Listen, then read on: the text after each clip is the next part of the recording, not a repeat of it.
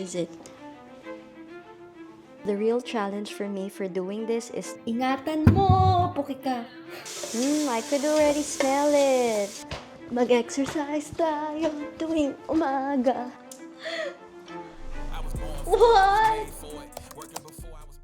Hey my loves, it's Quinn, and today we are gonna be surprising SeoHyun with a special Filipino dinner, and it's the classic Chicken Tinola. If you're new on this channel, hi, I'm Quinn. I'm born and raised in Manila, Philippines, and I just recently moved here in the United States almost a year ago. So the real challenge for me for doing this is not that I don't know how to cook chicken tinola, and it's the ingredients that I'll be using are not completely available here in the States. Like, meron bang malunggay leaves, meron bang sayote, or meron bang green papaya dito? You'll know. So stick on this video if you want to know which ingredients I used and which ingredients are available here in the States for cooking chicken tinola, and most importantly, if nagustuhan ba ng ajushi nyo yung luto ko.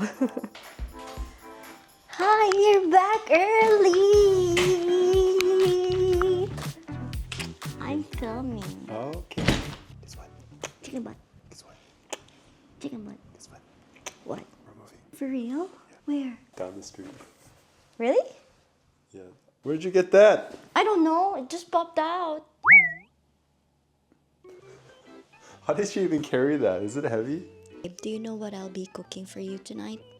No. Even if I tell you, you wouldn't even know what that is. It's chicken tinola. Have you heard of that before? Are you excited? Yep. Yay! Okay. So in case you're wondering why I decided to cook chicken tinola today, and it's because SeoHyun and I are still a little sick. And chicken tinola, as you know, is very, very good for people that's sick and who has flu and colds because of its gingery and flavorful, healthy broth. For cooking chicken tinola, you will need the following. So I got here some drumsticks and fresh chicken thighs. And then I got sayote, chayote, I don't know how it's pronounced in English. They got their sayote here in the United States. And then chicken cubes. Syempre, hindi pwedeng mawala yan. And water for the broth. And then fish sauce, patis. And fine ground black pepper. And garlic and onion. And then the most important part when cooking chicken tinola is the ginger, because it's not gonna be chicken tinola if there's no ginger.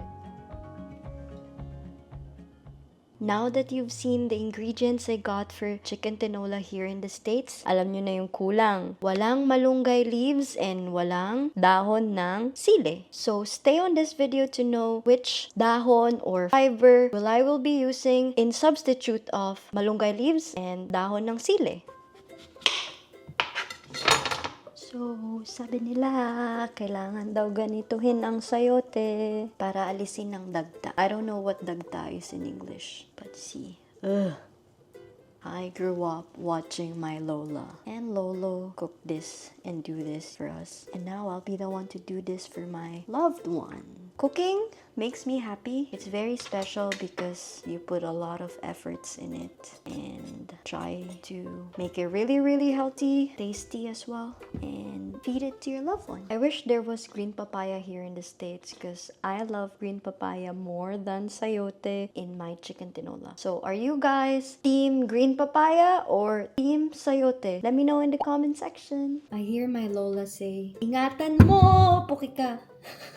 I hear my Lola say, ingatan mo yung dagta, huwag mapunta sa damit mo.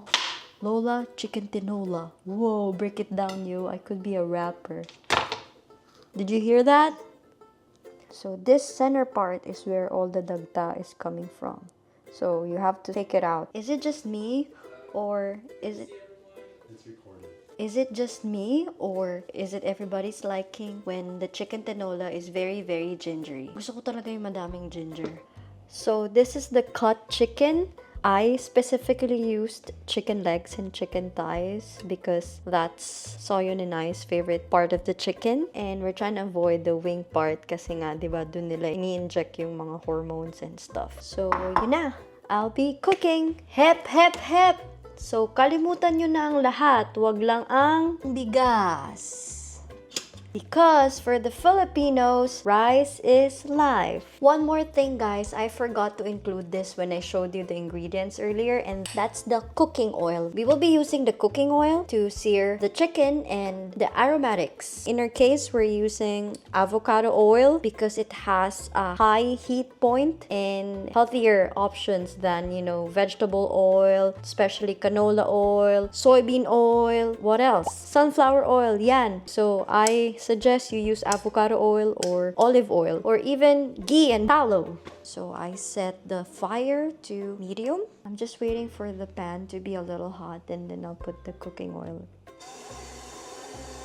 A little bit of oil lang kasi nga later when we sear the chicken, yung chicken magpo-produce na yan ng oil and we don't want our soup to be really, really oily kaya ganyan lang.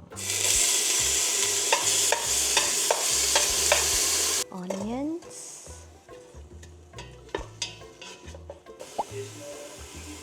While your aromatics are cooking, I suggest you put a fine black pepper already para mas lumasa yung niluluto natin. Yan. I could already smell it. Smells so good. When the onion is a little bit softer, then you could finally add the chicken. I'm too short so I can't see it. I have to tiptoe para makita ko yung niluluto ko. Oh my gosh, short girl problems. So after searing the chicken, we can finally add the water.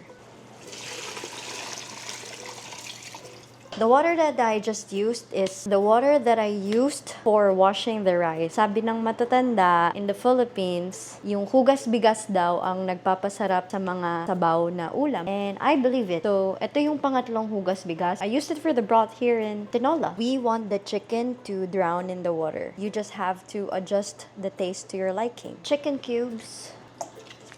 I see some people using chicken broth instead of using water and chicken cubes, but I prefer the traditional way, which is the water and chicken cubes. So now we're gonna put the heat in high and cover it and just wait for it to boil. So what do we do while waiting for water to boil? I have an idea.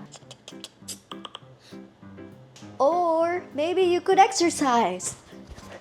Mag-exercise tayo tuwing umaga. Ooh, our rice is almost done. Wow. Now that our broth is boiling, I will turn the heat into low and let it simmer. And while it's simmering, as you can see, there's a lot of oil. Please take that out. We don't like oily food, right? After scooping the oily parts out, we will now add our sayote.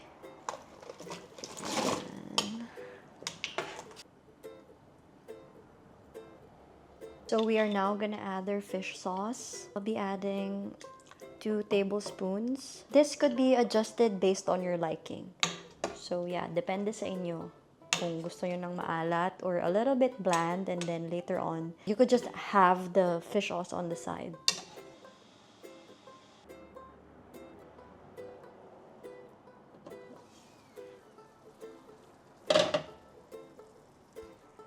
Now that it's simmered, check your sayote if it's soft already. For the finale, I know you guys waited for this kasi walang dahon ng sili dito or malunggay leaves. So what did I use? Tan tan tan! It's baby bok choy leaves. Ayan. I'm gonna be using this one for our fiber. Simmer for another minute or 2, then we're good to go.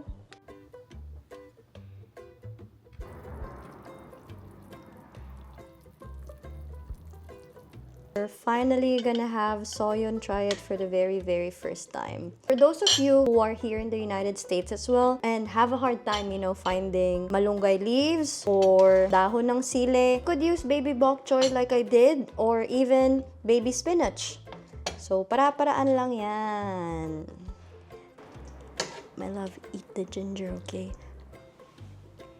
Chicken Tinola by yours truly. Babe. Are you excited? Yes. You're very tired.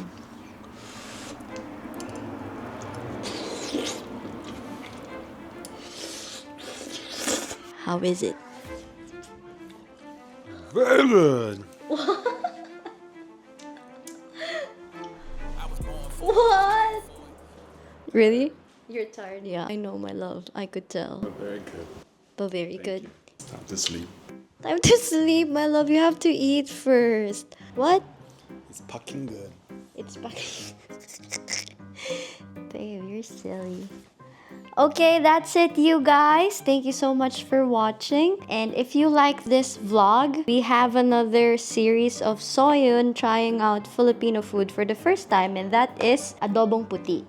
And that's available here on our YouTube channel. So, we'll see you on the next one. Bye-bye.